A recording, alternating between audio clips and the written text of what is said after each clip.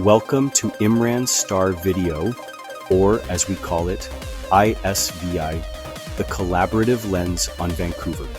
Unfiltered, unscripted, and powered by community. We're not just a voice behind the mic. We're a collective of creators, thinkers, storytellers, and city lovers coming together to spotlight the people, places, and energy that make Vancouver what it is. From coast mountain skylines to neon-lit backstreets, we're covering everything from downtown buzz to the untold stories shaping our scene. You'll find us exclusively on YouTube, no algorithms, no filters, just real talk.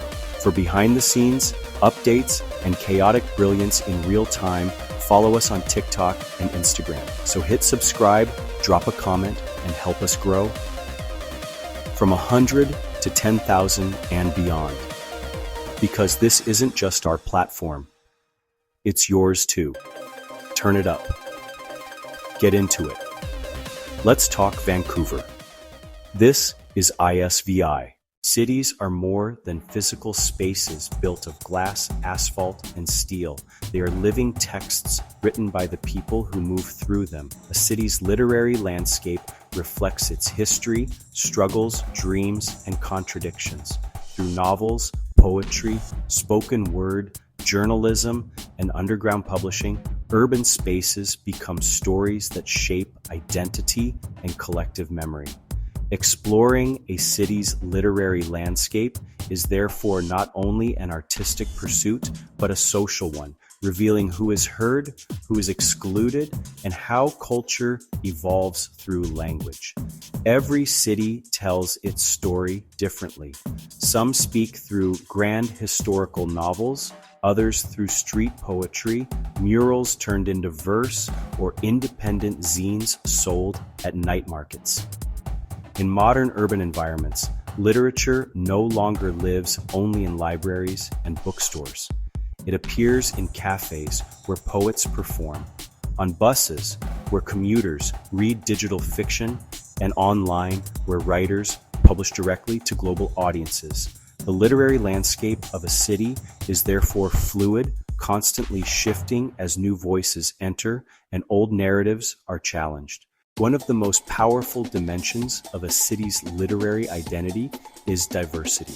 Urban centers often attract immigrants, artists, students, and dreamers, creating a mosaic of languages and cultural traditions.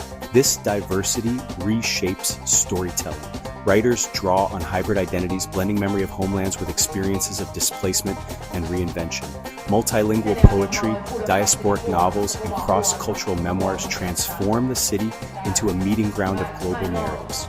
The result is not a single dominant story, but a layered archive of lived experience. Literature also maps the emotional geography of a city. Wealthy neighborhoods, marginalized communities, hidden alleyways, and public spaces each produce distinct literary representations. Writers document gentrification, housing insecurity, nightlife, addiction, love, isolation, and ambition. Through these stories, readers come to understand how different populations experience the same physical space in radically different ways. A downtown street might appear glamorous in one novel and threatening in another. These contradictions give urban literature its depth and realism. Independent bookstores and public libraries play a vital role in sustaining a city's literary ecosystem.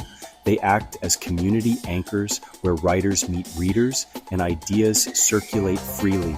Author readings, book clubs, and writing workshops create spaces of dialogue and creative exchange.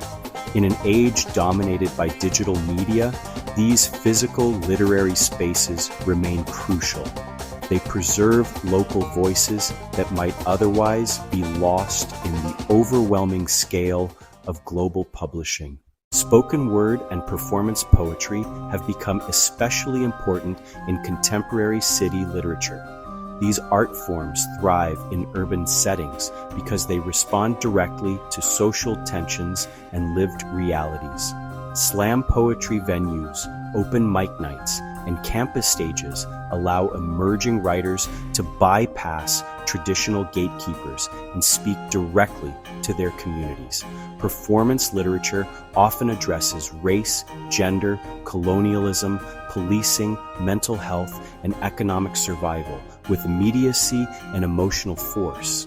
In doing so, it transforms literature from a passive object into an active civic practice. Urban journalism and creative nonfiction also shape the literary landscape.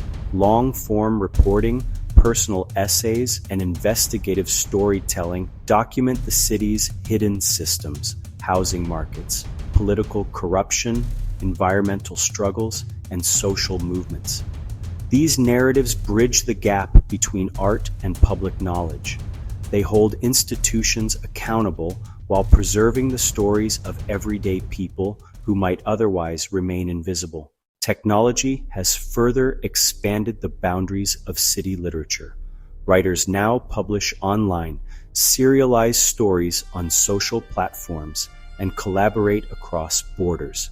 Digital literary magazines, podcasts, and audiobook platforms allow neighborhood stories to reach global audiences. At the same time, algorithms influence what is seen and what remains hidden, creating new challenges around representation and visibility. The literary landscape is no longer confined to physical geography.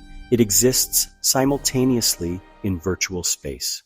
Yet despite innovation, power still shapes whose stories dominate. Publishing industries often favor certain voices over others, and marginalized writers must struggle for recognition. Exploring a city's literary landscape, therefore, also means confronting inequality within cultural production.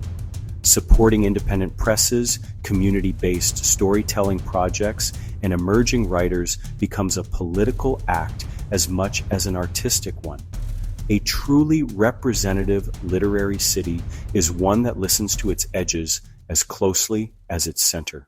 Ultimately, the literary landscape of a city is its collective mirror. It reflects beauty and brutality, aspiration and despair, memory and transformation. Through stories, the city learns how it sees itself and how it might become something better. To explore a city's literature is to walk its streets with new awareness, to recognize that every building holds a story, every voice carries history, and every sentence has the power to reshape how the city is imagined. In this way, literature does more than describe urban life. It builds it. It creates connection in spaces marked by anonymity, preserves identity amid constant change, and offers a language for both resistance and hope. A city without stories is only infrastructure. A city with stories is a living world. And just like that, the city's pulse slows, but the story doesn't stop. You've been watching ISVi IMRAN STAR video, where voices come together and the city speaks back. We're a crew, not a single face, a movement, not a moment. And every episode, that's built with you, for you, by all of us. From the seawall to the skyline, from underground voices to rooftop vibes, we're telling the stories that don't make the news, but make the neighborhood. If this episode hit, pass it on. Subscribe on YouTube. Follow us on TikTok and Instagram. Drop a comment and tell us what your Vancouver sounds like. We're building this together, clip by clip, story by story, from 100 to 10K to wherever this takes us.